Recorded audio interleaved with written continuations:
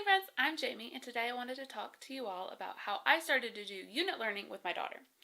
Now, I was starting to feel overwhelmed with all the things that I should be doing with my child every day. You see it all the time on social media. There are a ton of moms out there that are crushing it and doing fun and exciting things with their kids every day.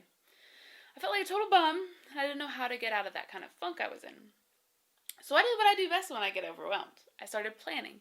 Planning is such a great way to take charge of your schedule and to give you a path to follow on the days that you don't want to get out of bed, don't want to move. It's a bunch of nothing. The beginning of my plan was to assess the areas of my 23-month-old daughter's development that needed attention. So I came up with 3 key areas that all my activities that I would research later would fall under. My first one would be creativity. Now, this was the area I was the most excited about. This would be the category for all of our craft projects. It's fantastic for the fine motor skills, the connecting concepts from the real world. It's just a great broad area that all those kind of fun Pinteresty things would go into. Now, the second was learning. For now, this was going to be mostly about vocabulary and reading together, along with a little bit of problem solving. This area is the most general. It covers the introduction of new words and basic concepts. Now, number 3 would be movement. Now, these activities would help foster that mind and body connection that toddlers seem to lack sometimes, incorporating activities that would strengthen her hand-eye coordination and burn off some of that endless energy that she has. This is going to be very helpful as well in our planning. So, after finding out my 3 areas to focus on for all the activities that I was going to conglomerate together to make my unit out of, I backed up and thought about the timeline that I wanted to plan on. I had done a trial for 2 weeks of a learning unit, and I found that was not long enough. I wasn't taking the time that I needed to prepare either, and I had jammed just too many things into 2 short little weeks. So then I started to plan for a longer unit, which is what I'm going to be talking about today in this video. This unit is about farming and will last for about 4 weeks. This video is a recap of our first week. I took the last Sunday in May to prep for the week ahead, and I also made a general plan for the 3 weeks to follow. During this day of prep, I dug through my house to find anything I already had that could be used for the upcoming activities that I would figure out once I had collected all my items. I also made a little Dollar Tree shopping list of a few things that I would need later on in the month. I miss Dollar Trees so much. It's my favorite place to find little pieces for toddler activities. I haven't been in a really long time, so I was running low on pretty much everything that I normally use. Now, I keep watching the hauls they have on YouTube of different women that'll go to Dollar Tree and just get all the cool, new, pretty things for summer. So I'm really excited to see what they have out this year. Next week is a part, stay tuned for next week. I'm going to have a part of my video that's going to be my Dollar Tree haul.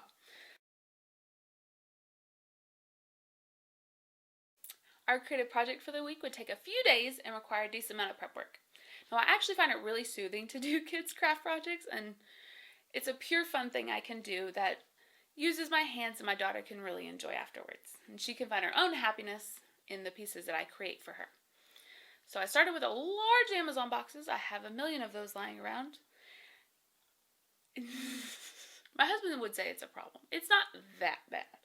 And then I broke all those boxes down into large flat pieces, and then using a large mixing bowl, I drew around on each of the pieces to make 4 head shapes. And these are the base head shapes for the farm animals that I'm going to be creating. And I also made a large barn shape. Now, I couldn't do the roof angles correctly, so I just did a gentle curve. And then I added some details to each of the heads so they could be recognizable as a pig, a cow, a sheep, chicken, ears and stuff like that. I couldn't find an X-Acto knife for some reason, so I just used a normal pocket knife and started cutting on the lines I had just made with some extra cardboard underneath for safety. Protect your countertops. Now, this technique wasn't the smoothest. At the end, I still had to use scissors to finish cutting out the shapes, but on a bright note, I didn't cut myself, so it's still a win. Now, step number 2 was to cover the pieces of cardboard with white paper. I used Mod Podge, because that's all I have, to adhere the paper to the cardboard. I decided to do 2 layers of copy paper since it's just so thin, and Marnie loves to glob paint and then pull and spread the paint after she's already globbed it on. I didn't want the paper to tear or the cardboard to come through visually. So once everything is dried, I turned over the cardboard pieces and I cut along the edges from the paper edge to the edge of the cardboard. And then I used packing tape to secure the excess to the back of the face. Now this would give like a really nice clean edge instead of like a really frayed, jagged, like if I just cut along it, you would see the paper and the cardboard, it just wouldn't be as cute. Now, this project lasted 3 days. We used potato stamps, small cut up pieces of sponges, toilet paper tubes to apply the paint to each of the different heads. And I used all the paint I had, so the colors are kind of random, but you know, if you had the correct colors for the animals, that would make a little more sense. But it was a really great opportunity to use up the paint that I had left. Spreading out this activity made it much more enjoyable for me. During the project, I talked about the animals that we were painting, the sounds the animals make, the colors that we were using. Repetition is the best tool for teaching. Even if they don't seem to be interested or you think it might be a little too above their age at that time, do it anyway. Those extra reiterations on a topic make all the difference. I use the underside of a deflated kiddie pool to keep the floor clean. I love using the pool because it's reusable and it's easy to clean up with a low 409. It's also kind of a cue for Marnie to know that we are painting, so she sees the pool come out, and then when I go into the kitchen with it, and she's just ripping off her clothes because she knows it's painting time. It's time to play. So after adding eyes and noses with the marker, I strung up the pieces of cardboard together by taking a small hole at the top of each face had like 2 little holes on the bottom and top, and I hung it in my living room. This is also going to be a great aid for the rest of the month to reiterate the animals that we had made. Now for the learning area this week, we worked on a peg puzzle. I found the best technique for doing puzzles with her is to take one piece at a time and give it to her, not allowing her to have full access to the entire puzzle at the very beginning of the activity. Adding a piece after she has successfully placed that first piece multiple times. Her succeeding a little at a time really cuts back on her frustration and it extends her focus for much longer on that activity. Now, recently I started to do puzzles with her on the kitchen counter. I'm 7 months pregnant right now, and it's been much easier to maneuver her when I bring her up to my level than to be getting on the floor and off the floor. And you know what I mean? It's also a good cue as well that we are working on top of the counter. We're doing a certain task. We're starting something new. She knows when she goes up there that we are doing one particular thing. It also has helped her leave a guided activity without trying to take the pieces with her. Like when we're coloring, if we colored on the floor, she'd like be really done coloring but like scamper away with her crayons, trying to be sneaky. And now it's much easier to remove her from the counter and then she's not really interested in getting those things back. Now the reason I believe in repetition so much is because of a situation that happened about a week ago. So I was reading the same few books every day to my daughter at bedtime. And I always read the text and then I go along with the images on the page, just naming them, pointing them out, what colors they are, consistently. And she just hasn't really seemed that interested most of the time. But then, one morning, she exploded. She recognized and verbalized like 15 new words. I just couldn't believe it. It was insane. Things that she had never like half said. Like I always thought kids learned like slowly, like she would like mess up how to say it and then say it a little better and we would slowly get there. No, it just came out of her face out of the blue. No warning, no nothing. Words that she had never said before, but I had been saying for weeks, hoping that it was like getting through to her.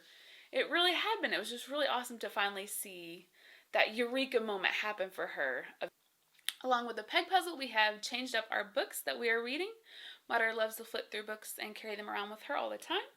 Now, I don't have that many farm books right now. I dug through my entire house before the beginning of this unit, and I wanted to give her free access to as many as I could. So I found this really awesome one that was a Lift the Flat book that I got for $2 at Ollie's back in the day. And the illustrations are beautiful. It's absolutely a gorgeous book. Much better than a lot of other books I've seen. But the quality just isn't quite there. Especially for a flip book, you know they're just going to rip that shit to pieces. So I got some packing tape. I love packing tape. I use it for absolutely everything. I put a little on both sides and then along the seam, and it allowed for more longevity to this poor book. For the movement side of things this week, we did a movement cube. Now, I actually didn't have any perfectly square boxes, and I didn't want to make one out of paper because then it just wouldn't be very durable. So I wrapped a plain box that was almost a cube with some scrapbook paper and covered the edges in packing tape. I love packing tape.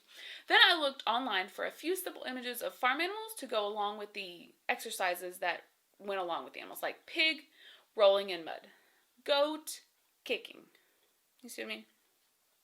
So we can roll the cube and do the activity whenever we need like a little break, just chop the day up a little bit. And it's just another great time to reiterate animal sounds, things that these animals often do.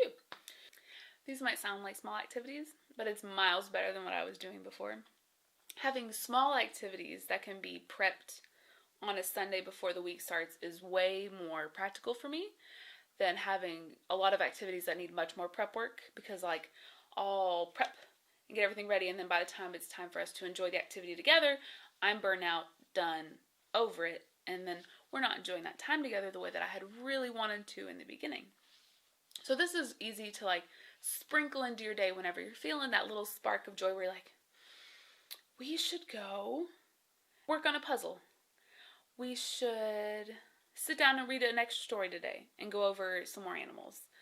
We can roll the animal dice around and we can just goof off and make all sorts of funny faces. Like all these things that I felt like I was missing out on. That doing these little things really helped me overall have a much better week. Like this week was amazing. Like it was really one of the best weeks I've had in a long time with her. She had really enjoyed all the activities. I loved prepping them. I love crafting at that really rudimentary level from like nothing. Like you see a lot of people that craft now where they're like, you're crafting with some pretty fancy supplies right there. No, I love to use absolute garbage materials. That's where I shine, is starting from the very bottom to see what I can create. So that was really enjoyable for me. That helped me feel better. It was like self-care meditation, but with Mod Podge. You know what I mean? And you never know until you start trying. And then once you're trying and you're building that momentum and you're getting things done, it's a lot easier to keep going.